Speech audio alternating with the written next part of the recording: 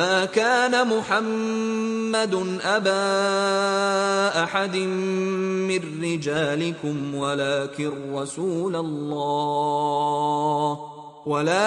رسول الله وخاتم النبيين وكان الله بكل شيء عليما. Assalamu alaikum wa rahmatullahi wa barakatuh, Tamim. Wa alaykoum salam. J'ai beaucoup réfléchi à notre conversation d'hier. Je vais aujourd'hui te décrire davantage le comportement de notre bien-aimé prophète afin que tu comprennes pourquoi il a été élu par Allah Azza wa Jal pour être son serviteur et son messager. Notre prophète était réputé pour être un homme de bonne moralité dans sa communauté. Il n'adorait pas les idoles, ne mangeait pas la viande d'animaux sacrifiés en leur nom, ne buvait jamais d'alcool, ni ne jouait à des jeux de hasard. Durant la période de l'ignorance précédant l'islam, il ne participait pas aux fêtes et aux amusements organisés au nom des idoles. En fait, si je comprends bien, il était comme le prophète Ibrahim, alayhi salam. Il croyait en Allah, Al-Wahid et Al-Ahad. Tout à fait, Masha'Allah akhi. Il était convaincu de l'unicité d'Allah contrairement à son peuple qui lui attribuait des associés. Je vais te raconter un hadith de notre bien-aimé prophète Muhammad sallallahu alayhi wa sallam qui a été rapporté par Ibn al-Athir. Je n'ai jamais essayé d'agir comme les gens de mon peuple, excepté à 2 occasions. Mais en chaque fois, Allah s'interposa entre moi et ce que je voulais faire. Depuis, je n'ai plus eu de penchant pour les mauvaises coutumes. Une fois, alors que nous nous trouvions sur les hauteurs de la Mecque, j'ai demandé à un berger de veiller sur mon troupeau. Je voulais, en effet, descendre en ville et me distraire comme les autres gens. Je m'arrêtai à la première maison où j'entendis de la musique. Je suis entré et j'ai demandé « Qu'est-ce que cela ?» Quelqu'un a répondu « Il s'agit d'une fête de mariage. » Je m'assis pour écouter, mais Allah assourdit mes oreilles et seule la chaleur du soleil me réveilla le lendemain. Je suis alors revenu auprès de mon compagnon et je lui ai raconté ce qui m'était arrivé.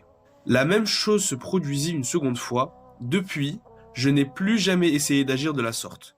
Muhammad sallallahu alayhi wa sallam était un homme véridique, fiable, qui s'engageait à respecter sa parole donnée, à tenir des promesses. Il était également humble, c'est-à-dire modeste et généreux. C'est pourquoi les Mécois avaient entièrement confiance en lui. Wa fik akhi. Ima nous a dit que le mois du Ramadan était béni et que c'est durant ce mois qu'Allah a permis à Mohammed sallallahu alayhi wa sallam de devenir un prophète. Peux-tu me raconter le début de la révélation? Bien sûr, akhi.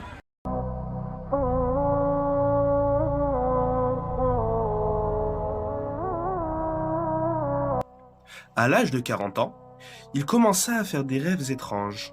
Tout ce qu'il voyait dans ses rêves commençait à se concrétiser et à se réaliser parfaitement.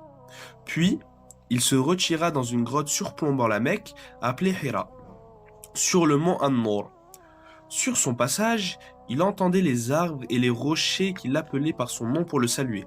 Il se tournait alors d'un côté et de l'autre, mais il ne voyait que des arbres et des pierres.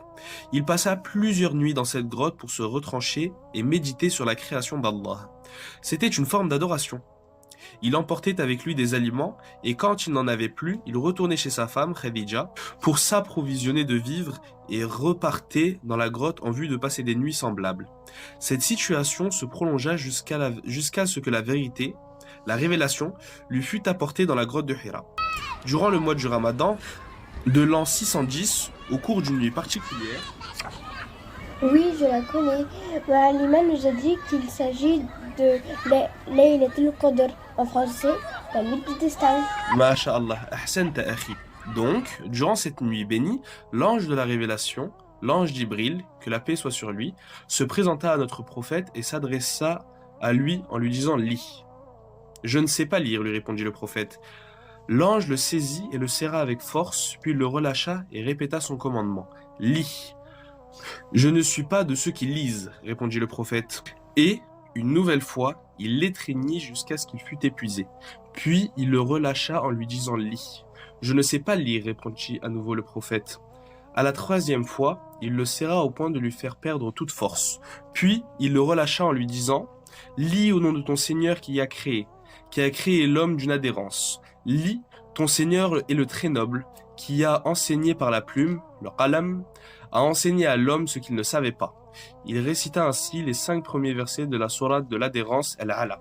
بسم الله الرحمن الرحيم اقرأ باسم ربك الذي خلق خلق الإنسان من علق اقرأ وربك الأكرم الذي علم بالقلم علم الإنسان ما لم يعلم.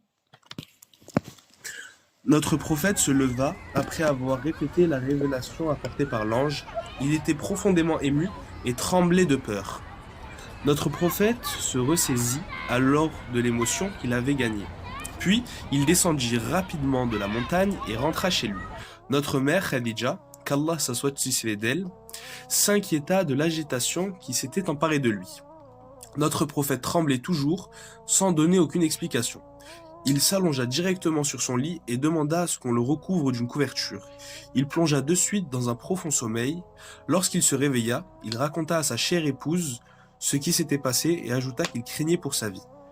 Notre mère Khadija, qui connaissait bien son mari, le consola en ces termes. « N'aie aucune crainte, Allah ne te couvrira pas de honte, car tu maintiens les liens de parenté. Tu ne dis que la vérité, tu soutiens les faibles, tu donnes aux indigents, tu héberges les hôtes, et tu viens en aide aux éprouvés. » Ces propos empreints de douceur réjouirent profondément le messager d'Allah.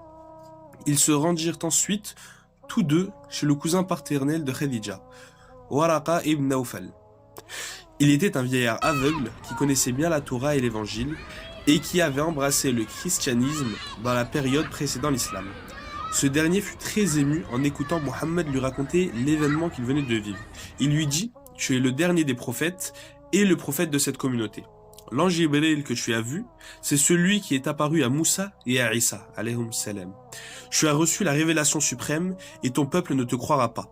Il te fera du tort, t'obligera à quitter la ville et te combattra. » En entendant cela, le messager d'Allah demanda avec étonnement « Vont-ils véritablement m'expulser ?» Le prophète se croyait estimé par les Qurayshites qui ne l'appelaient que le digne de confiance ou le sincère. Waraqa lui répondit « Tous les prophètes qui, comme toi, ont reçu la révélation, ont vu l'hostilité de leurs ennemis et ont été combattus ou expulsés. Si je vis jusqu'à ce jour, je te viendrai en aide autant que je puisse le faire. » Mais Waraqa ne tarda pas à mourir. Et quant à la révélation, elle connut une interruption. Mais ses premiers versets ont fait de Mohammed un prophète, lui révélant la prophétie et l'importance de la science. Mais un jour, alors que le prophète marchait, il entendit soudainement un appel provenant du ciel. Il leva la tête et vit soudainement le même ange qui lui avait rendu la visite dans la grotte de Hira, assis sur un trône entre le ciel et la terre. Ceci sema la peur en son cœur et, arrivant chez lui à toute vitesse, il dit « Enveloppez-moi, enveloppez-moi ». Ainsi, les gens de sa maison le couvrirent d'une couverture ou d'un manteau. À ce moment, Jibril, paix sur lui, vint et lui récita « Ya ayyuhal mudhaffir » Ô toi qui es enveloppé.